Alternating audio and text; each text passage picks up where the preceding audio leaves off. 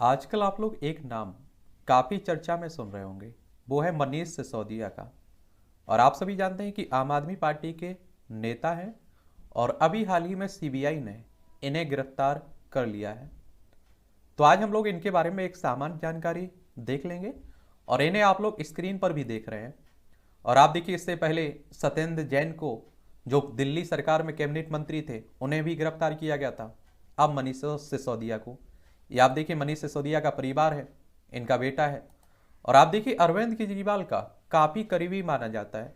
और बहुत सारे आप देखिए लोग अरविंद केजरीवाल को आम आदमी पार्टी को छोड़कर गए, लेकिन आपको मालूम होना चाहिए कि मनीष सिसोदिया हमेशा उनके साथ रहे।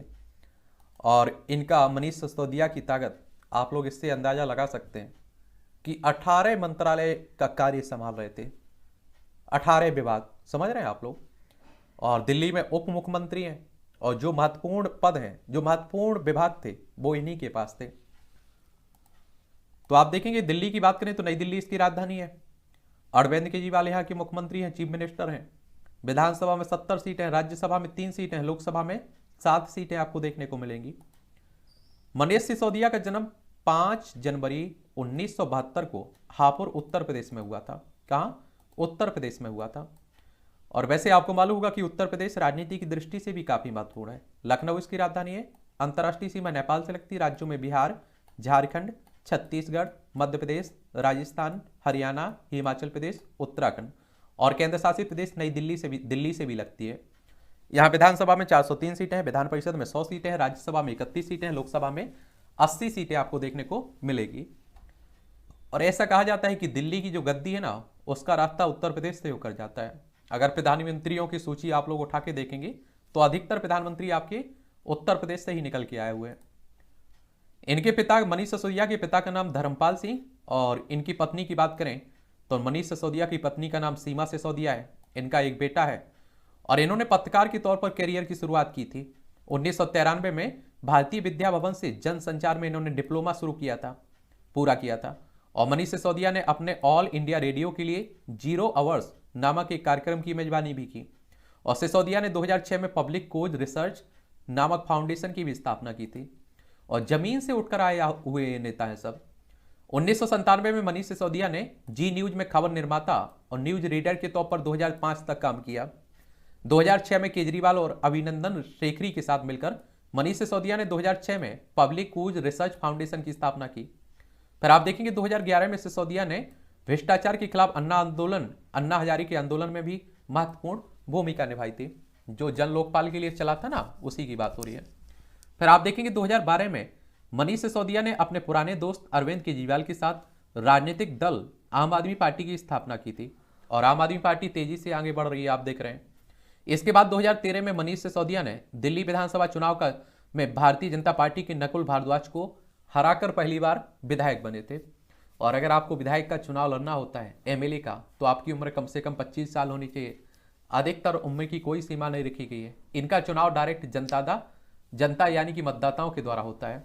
अगर आपकी उम्र भी कितनी हो गई होगी, 18 साल हो गई हो, तो आपका भी मतदाता सूची में नाम जुड़ा चुका होगा।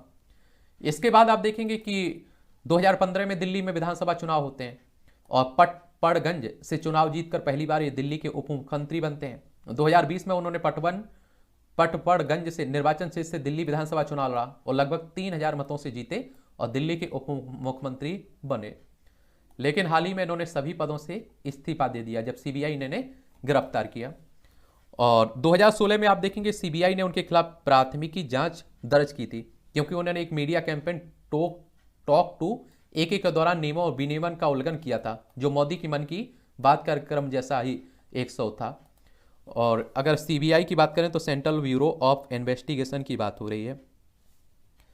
और आप देखेंगे इसकी स्थापना की बात करें तो आप देखेंगे 1 अप्रैल 1963 में हुई थी। नई दिल्ली में हेडक्वार्टर देखने को मिलेगा।